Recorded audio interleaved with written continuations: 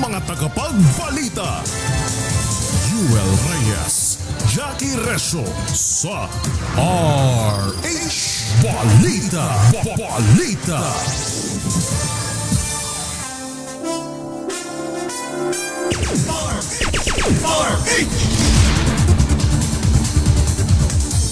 Sa ulo ng ating mga balita,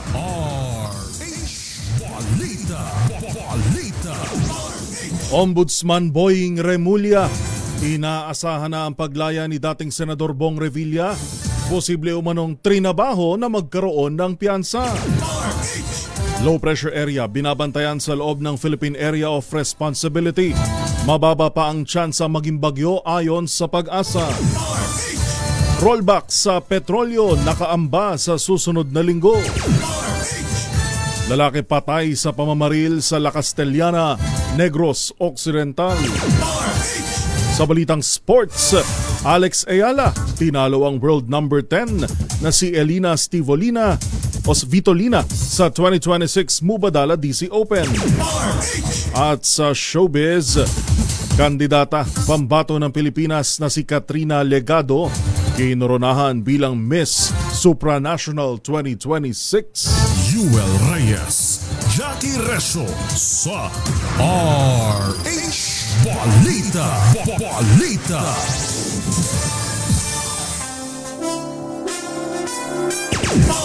Yan ho ang ulo ng ating mga balita ngayong unang araw ng Agosto, August 1, 2026.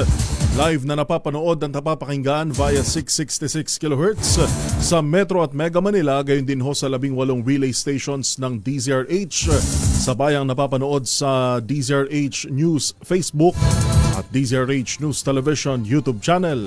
Sa pangalan ng aking tandem na si Jackie Resho, ito ho si Yuel Reyes. Yuel Reyes, Jackie Resho sa RH Balita. Balita.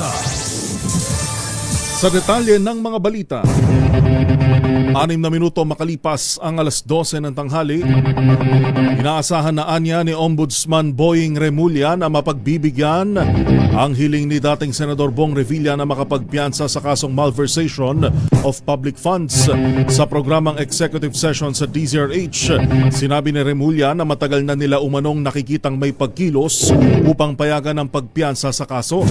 Ayon pa sa Ombudsman, nagsilbing eye-opener ang nangyari at patunay na dapat pang paigtingin ng pamahalaan ang laban kontra korupsyon. Git ni Remulla, hindi pa tapos ang laban at kailangan ng whole-of-government approach, lalo na ang mas mahigpit na pakikipag-ugnayan sa hudikatura upang magtagumpay sa gera laban sa korupsyon.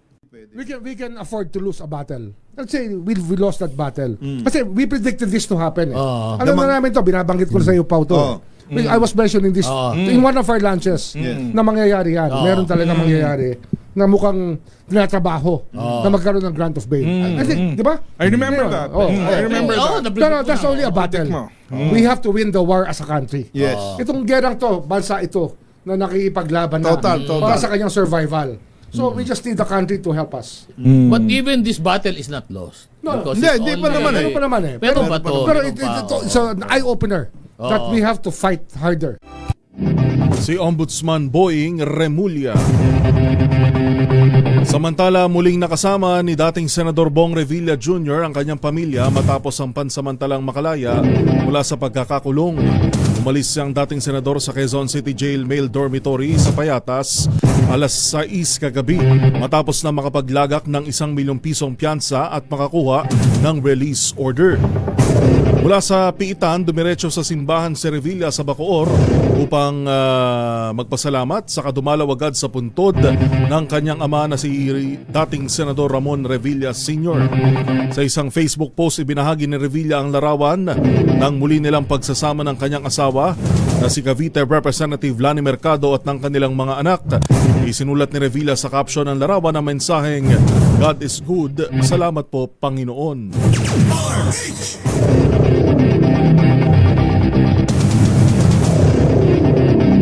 Samantala, nakaambang kasuhan ng 20 counts ng malversation si Construction Workers Solidarity Party List Representative Edwin Garjola. Ayon kay Ombudsman Remulla, nasa preliminary investigation stage na ang mga reklamong malversation laban kay Garjola na walang inirekomendang piyansa. Ang yugtoan niyang ito ay malapit na sa paghahain ng formal na kaso sa Sandigan Bayan, kung saan sa 157 pahinang investigation report, iginiit ng Special Panel of Investigators ng Ombudsman na magkakasabwat sina Garjola, ilang opisyal ng DPWH, private contractors at mga miyembro ng Commission on Audit Team upang ilihis ang pampublikong pondo na para sana sa flood control projects para sa sarili nilang interes. Nabatid na higit 800 milyong pisong pondo ng gobyerno ang ibinayad sa sa construction sa pamamagitan ng isang joint venture na nakaselyo ng 3 flood control contracts sa ilalim ng DPWH Bulacan 1st District Engineering Office. Higit ng Ombudsman, ang construction ay pag-aari at kontrolado ni Garjola at ng kanyang pamilya. RH Balita. Makibalita muna tayo sa kalagayan ng panahon. May chance bang ma-develop bilang bagyo ang binabantayang LPA sa loob ng PAR?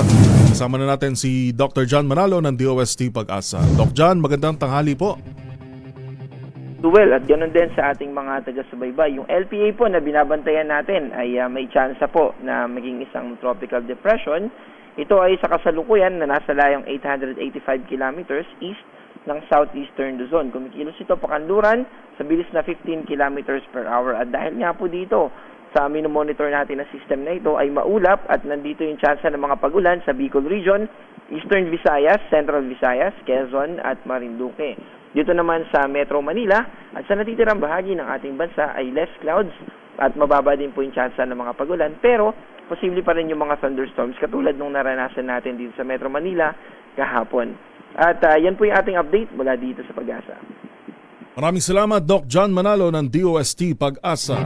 RH Balita.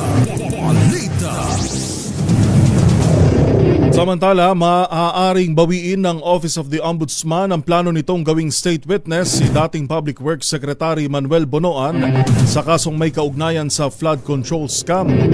Ayon kay Ombudsman Boying Remulla, pinag-aaralan ng kanyang tanggapan kung itutuloy pa ang mosyon na alisin si Bonoan bilang akusado matapos umunong mabigo itong magbigay ng kumpleto at malinaw na testimonya.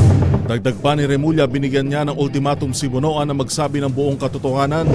Kung hindi anya magiging sapat ang kanyang testimonya, mananatili itong kabilang sa mga akusado at haharap sa paglilitis kasama ang iba pang nasasangkot.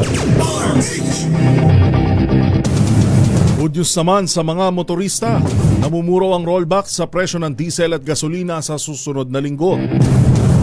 Ayon kay Jetty Petroleum President Leo Bellas, maaaring bumaba ng 50 sentimo hanggang piso ang kada litro ng presyo ng diesel, habang piso hanggang 1 peso and 50 centavos naman sa gasolina. Batayan niya ang pagtaya sa 4 na araw na galaw ng foreign exchange rates at sa Mean of Platts Singapore. Sabi ni Bellas, bahagyang humupa ang tensyo o presyo ng langis sa pandaigdigang merkado dahil sa pag-asa na mababawasan ang tensyon sa pagitan ng Estados Unidos at Iran. Noong nakalipas na linggo, umabot sa 6 pesos and 80 centavos kada litro ang taas presyo sa gasolina, 7.30 sa diesel at 4.20, 4 pesos and 20 centavos naman sa kada litro ng kerosene. Asahan naman ang pagtaas sa presyo ng liquefied petroleum gas o LPG ngayong Agosto. Ayon kay Republic Gas Corp o Regasco President Arnel T. Kasunod dito ng anunsyo ng Saudi Aramco na magkakaroon ng $40 kada metric ton na dagdag sa contract price ng LPG ngayong buwan matapos ang panibagong tensyon sa gitnang silangan. Bunsod nito kaya tataas ang halaga ng LPG sa bansa at iaanunsyoan niya ng Department of Energy ang magiging price adjustment sa mga susunod na araw. Sa kabila nito, tiniyak ni T na sapat ang supply ng LPG sa bansa na tatagal ng higit 30 araw.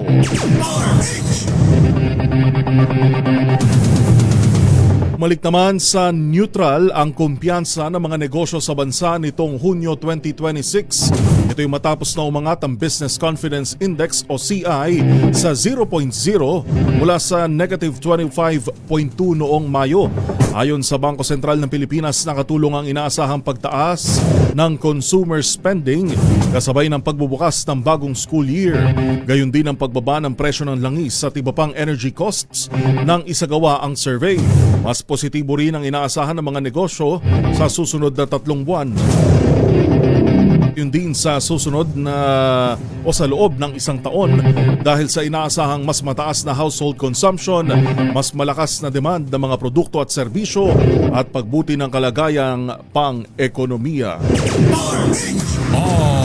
RH Balita. Balita.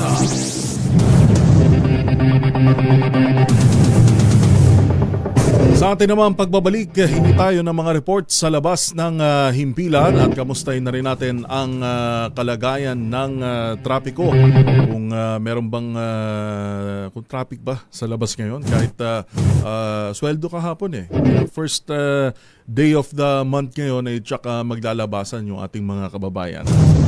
Pilipinas ang oras, alas 12:14 ng tanghali. This time check